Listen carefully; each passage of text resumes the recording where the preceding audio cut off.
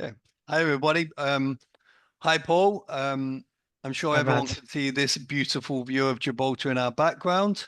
But today's video is about living in Gibraltar, and I'm sure there are people watching thinking, right, I'm interested in Gibraltar. I've read a lot about it.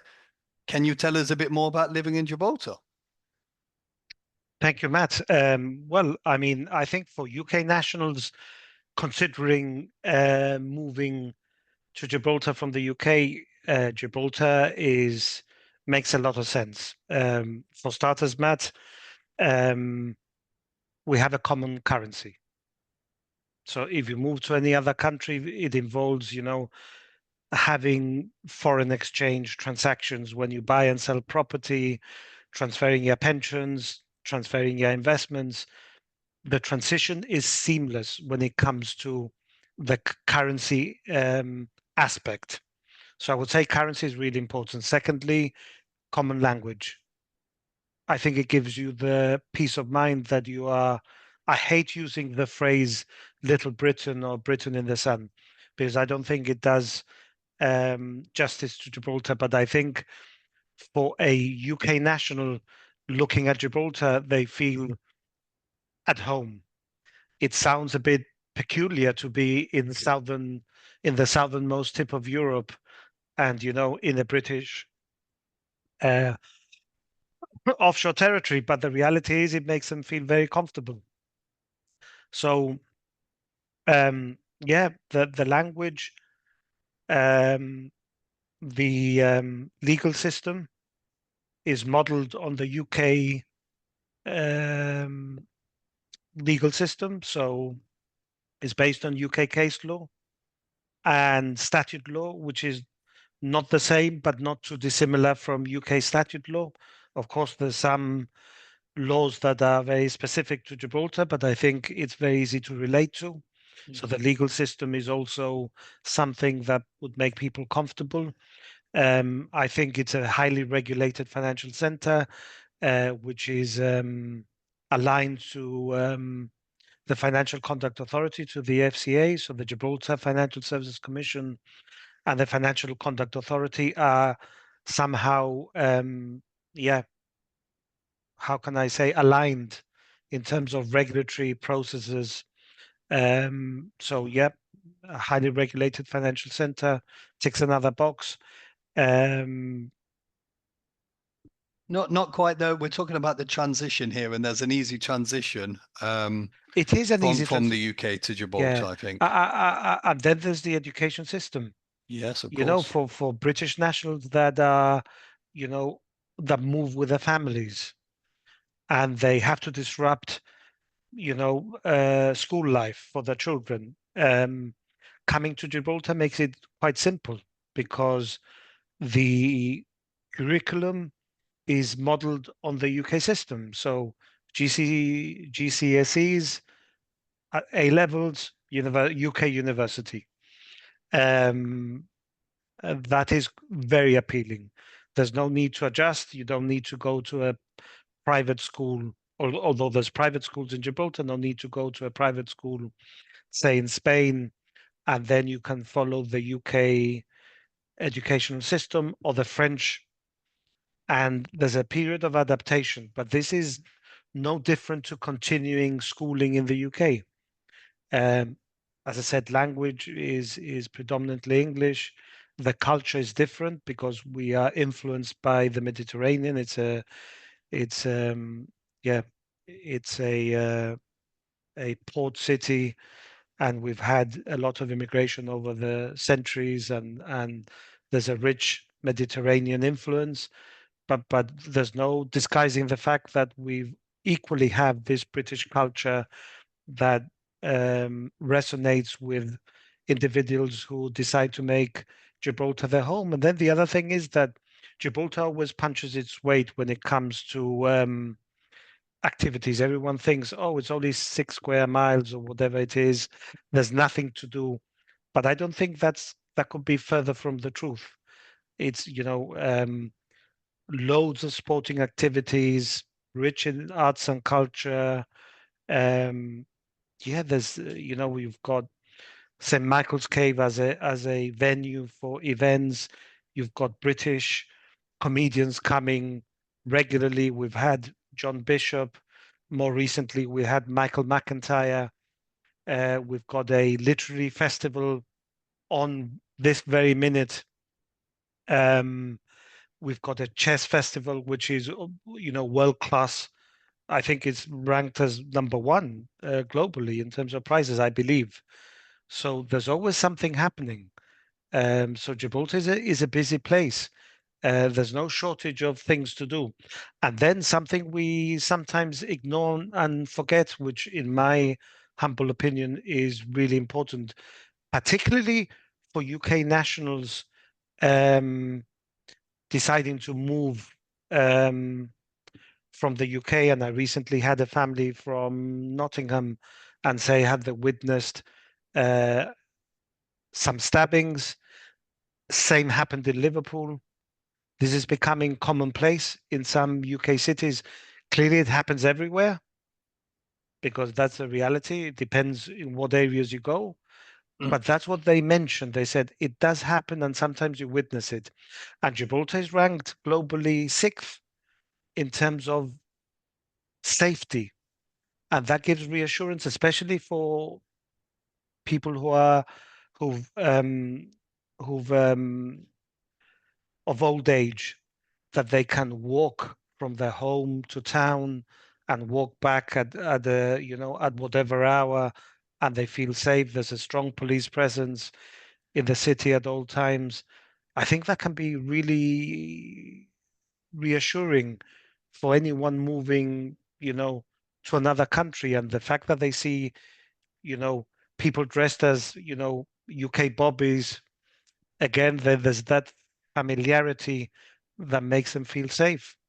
So, yeah, I think Gibraltar has a lot to offer, and for everyone. But I think for UK nationals, I think that transition is smooth and seamless, and can be incredibly attractive.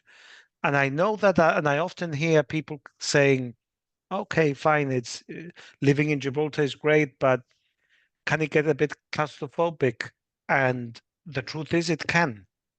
I think there's no disguising that, but this is no different to living in Canterbury and deciding to get a train or drive to Brighton or into town, into London.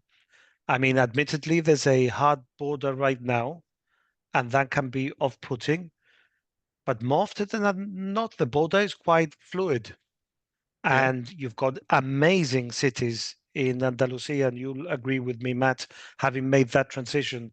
I mean, Seville and Granada are Moorish influenced cities with the rich Moorish culture. They're incredibly beautiful. Granada has the Alhambra, which is a UNESCO World Heritage Site. And sorry, in passing, I would also mention that Gibraltar has Gorham's Cave, which is also a UNESCO World Heritage Site. But what I'm saying, you've got Africa just around the corner. You can literally get there in no time. And, Morocco is a beautiful country.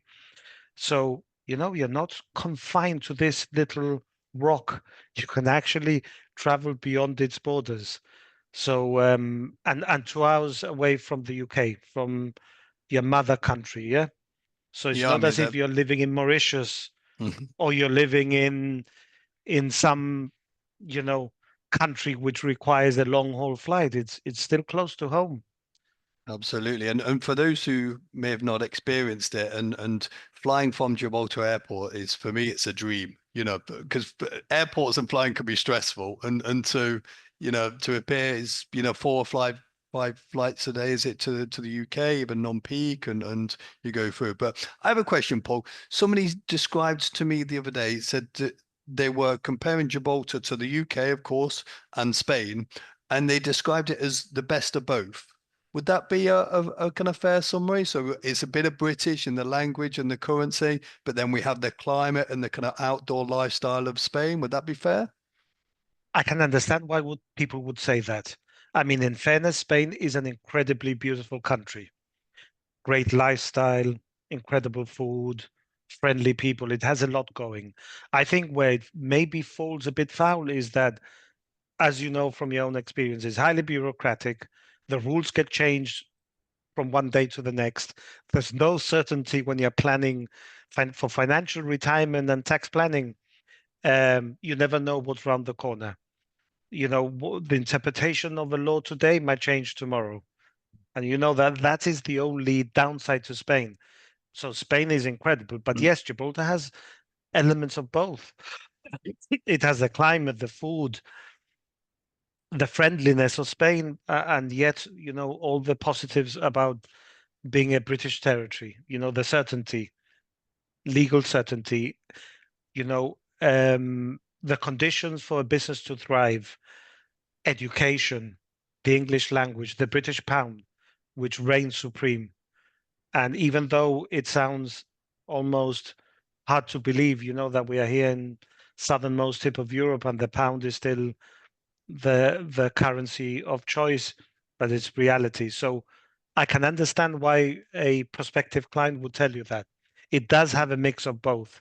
Yeah, And I would not knock Spain. As I said, Spain is an incredible country.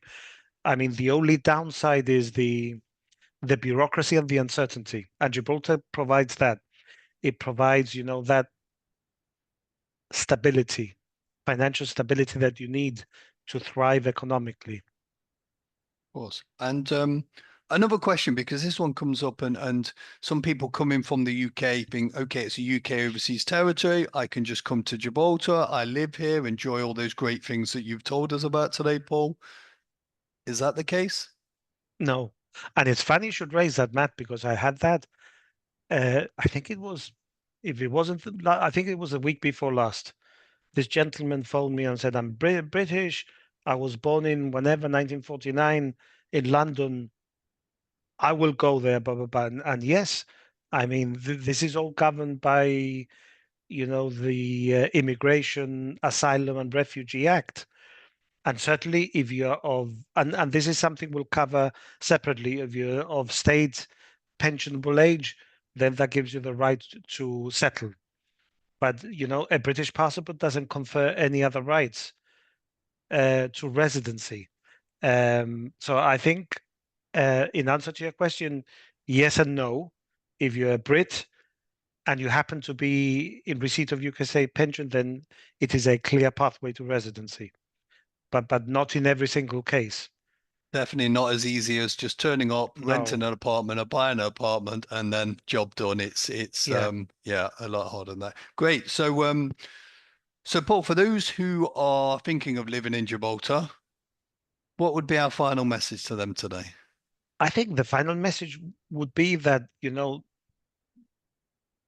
since COVID, the rules have been changing constantly, and the influx of um, new residents has been quite overwhelming and putting a strain on the health service, to name one, but putting generally a strain on the economy.